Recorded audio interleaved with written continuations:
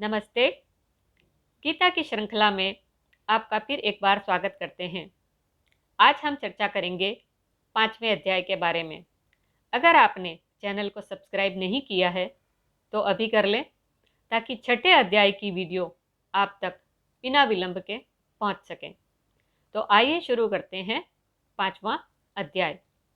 यह अध्याय भावनात्मक और दर्शकों को जीवन में लागू करने योग्य दिशा देती है। क्या संन्यास ही मोक्ष का मार्ग है, या संसार में रहते हुए भी मोक्ष प्राप्त किया जा सकता है? गीता का 5वां अध्याय कर्म संन्यास योग इस प्रश्न का गहराई से उत्तर देता है। इसमें भगवान श्री कृष्ण अर्जुन को सिखाते हैं कि कर्म का त्याग नहीं, बल्कि कर्म में स्थित होकर समर्पण ही सच्चा मार्ग है। अर्जुन श्री कृष्ण से पूछते हैं, हे माधव, आप कभी संन्यास को श्रेष्ठ कहते हैं, कभी कर्मयोग को। कृपया स्पष्ट करें कि दोनों में से श्रेष्ठ कौन है? श्री कृष्ण उत्तर देते हैं, संन्यास और कर्मयोग दोनों ही मुक्ति के मार्ग हैं, लेकिन इन दोनों में कर्मयोग श्रेष्ठ है। श्री कृष्ण समझाते हैं कि केवल कर्म का त्याग कर देना ही संन्यास नहीं है। सच्चा संन्यास वह है जिसमें आसक्ति और फल की इच्छा का त्याग हो। जो द्वेष और इच्छा से मुक्त है, वही नित्य सन्यासी है। विशेष बात यह है कि केवल भगवा वस्त्र पहन लेने से कोई योगी नहीं बनता। जो व्यक्ति कर्तव्य का पालन करते हुए भी मन में निर्लिप्त रहता है, वही सच्चा योगी और सन्यासी है। श्री कृष्ण बताते हैं कि ज्ञानी व्यक्ति का दृष्टिकोण सबके प्रति समान होता है। विद्या विनय संपन्ने ब्राह्मणे शुनि च श्वपाके च। अर्थात ज्ञानी व्यक्ति ब्राह्मण, गाय, हाथी, कुत्ते, चांडाल सब में एक ही आत्मा को देखता है। विश्लेषण: जब व्यक्ति अहंकार से ऊपर उठ जाता है, तब उसे सब में ईश्वर के दर्शन होते हैं। वह किसी में भेदभाव नहीं करता। वह समत्व योग का आधार है।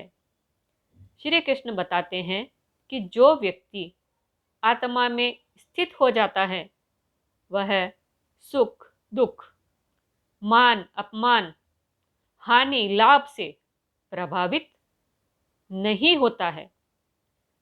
न प्रयश्येत प्रियम प्राप्य नोद्विजेत प्राप्य चाप्रियम।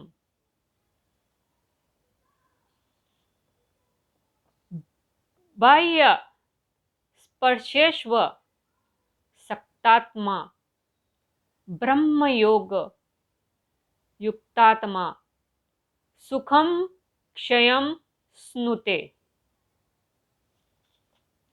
अर्थात संसार के सुख दुख क्षणिक हैं, लेकिन जो ब्रह्म में स्थित हो जाता है, वह अनंत सुख प्राप्त करता है।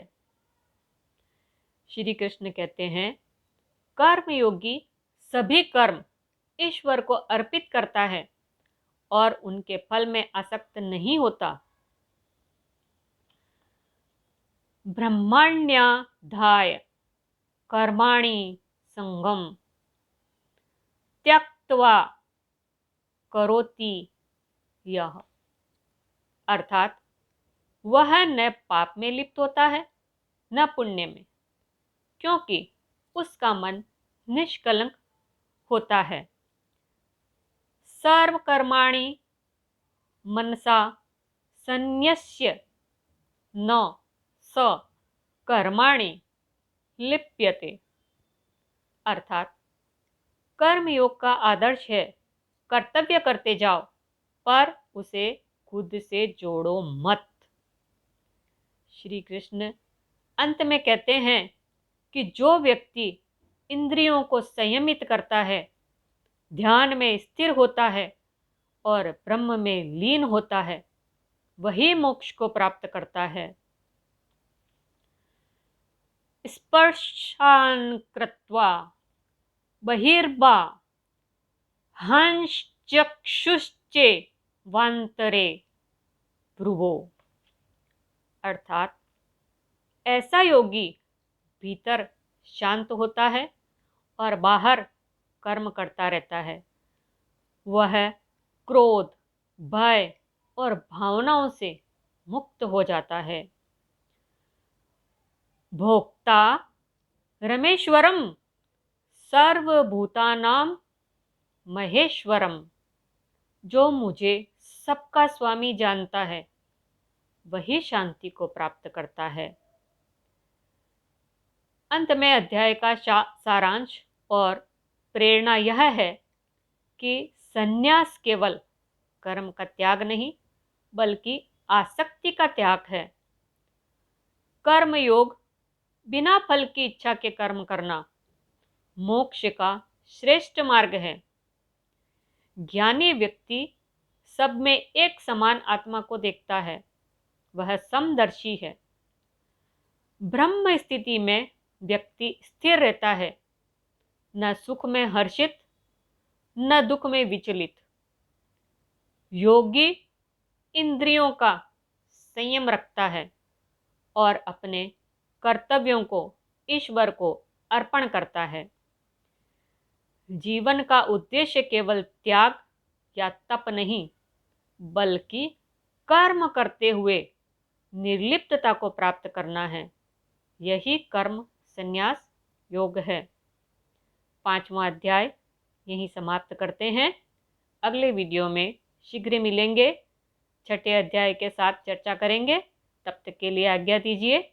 आप अपनी राय कमेंट सेक्शन में लिखकर भेज सकते हैं। नमस्कार, धन्यवाद।